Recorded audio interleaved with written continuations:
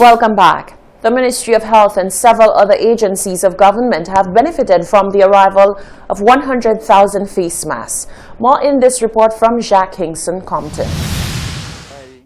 The donation of 100,000 face masks was made by local company Triple L Limited. Chief Executive Officer of Triple L, Collins Lynch, related the strategy employed in obtaining such a large volume of the protective gear. It took us a little while because of the demands in the world for masks. Every time we only could have ordered 10,000 at a time.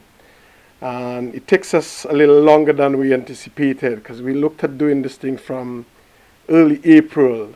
But because of how we were getting the masks, we had to order 10,000, let it stay in Miami for a little while, then reorder because they made it abundantly clear they're not selling more than 10,000 at any given one time to a company. So we did it over time. Then West Indies Shipping collected all the packages and then brought it here. We cleared it. Lynch also expressed his gratitude to the Ministry of Health and Wellness for providing a waiver on customs duties for the masks and to West Indies Shipping for providing a discounted rate for transporting them. Permanent Secretary Benson Emil explained why this donation was such a timely one. We're required not just to service our medical facilities, but to service essential health institutions like the police, other ministries and agencies of government with the essential protective equipment in our response to COVID. So your contribution will come, a very long way in that response. It would assist us, tremendously in keeping our people protected, as they look to render service, to the general public. In addition to the 100,000 masks provided to the Ministry of Health, Triple L will also make donations to schools in Dennery and the Mabuya Valley, as well as the fire and police stations in those communities. From the Ministry of Health and Wellness, I'm Jacques Hinkson Compton reporting. The Department of Agriculture continues to press down on the long-standing issue of stray animals along the main road network around the island. The Animal Act, established in 2005, provides for the prevention of cruelty to animals, the seizure and impounding of stray animals, the proper control of animals, and related matters. Agriculture Officer at the Livestock and Veterinary Division, Timothy Norville, says that while the department's efforts to control the stray livestock continue, public adherence to the legislation put in place by the government of St. Lucia plays a major role in preventing an increase. He also made mention of the growing issue of stray animals in the community of Bossejou. The history of the donkeys is that many years ago when Montserrat had the volcanic eruption, some donkeys were gifted to certain farmers in the north of the island. Over the years, the original owners for these animals have passed away, and those animals have been able to multiply. The major problem is that those animals are not in a fenced area per se. They are allowed to roam from the beach under the wooded areas, and now they've moved into the residential areas. Not that they had not been in those places before, but over the last 20 years, a lot of development has taken place in the Bossejou area. So a lot of those woodlands, which would have been free roaming for farmers to use, have now become residential areas. And now you find that there's a problem because the donkeys, which would have been free roaming, now enter into the property, and residents are disgruntled. Another major impediment, according to Norville, is the presence of stray dogs on the island.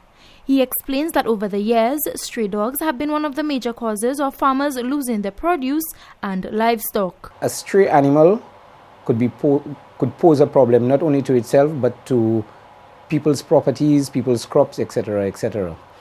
But not because an animal is tied, and that's where we get a little bit of confusion. Some people believe because it's their property, they can tie their animal anywhere. If an animal is tied close to a footpath, close to a road, close to any access way which is used by pedestrians, it can be posed as a problem, and these animals too can be impounded.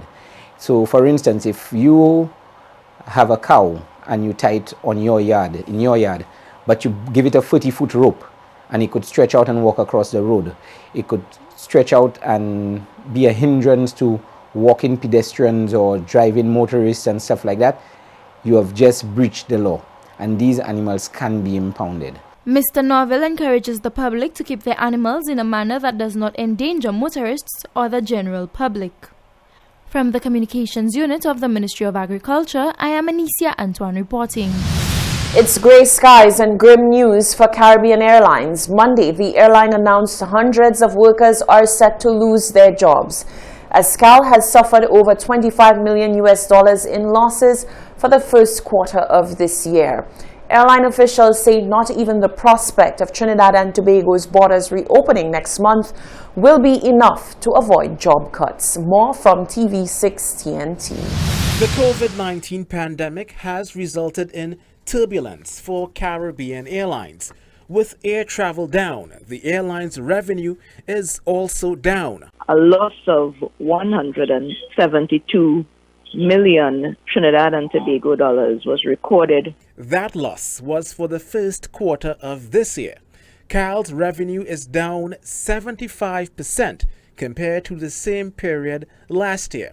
On Monday, the airline said the time has come to cut costs, with those cuts affecting its fleet, its route network, and jobs. And in the context of employees, and by way of numbers, it's somewhere in the area of 25%, or about 450 positions. However, I hasten to add that a process of consultation is being undertaken with employees. Looking even further at the numbers, CAL says, since the start of the COVID-19 pandemic and the suspension of operations at its base in Trinidad and Tobago, the airline has seen passenger numbers plummet and flight numbers reduced to less than 10% of normal operations. Although the announcement that the borders will soon reopen is very welcome news, the industry forecasts have suggested that the recommencement of travel will not be in the same volumes as they were pre-COVID. CAL says passenger demand in the short to medium term is not going to recover sufficiently to support the existing company structure after the reopening of TNT's borders. So what does that mean for anyone hoping to hop on a flight once the borders reopen? To our valued customers, that our operations continue and they can expect the same level of safety and service that they've come to know. And going forward, we remain optimistic. Anselm Gibbs, TV6 News. Stay with us. There's more news after the break.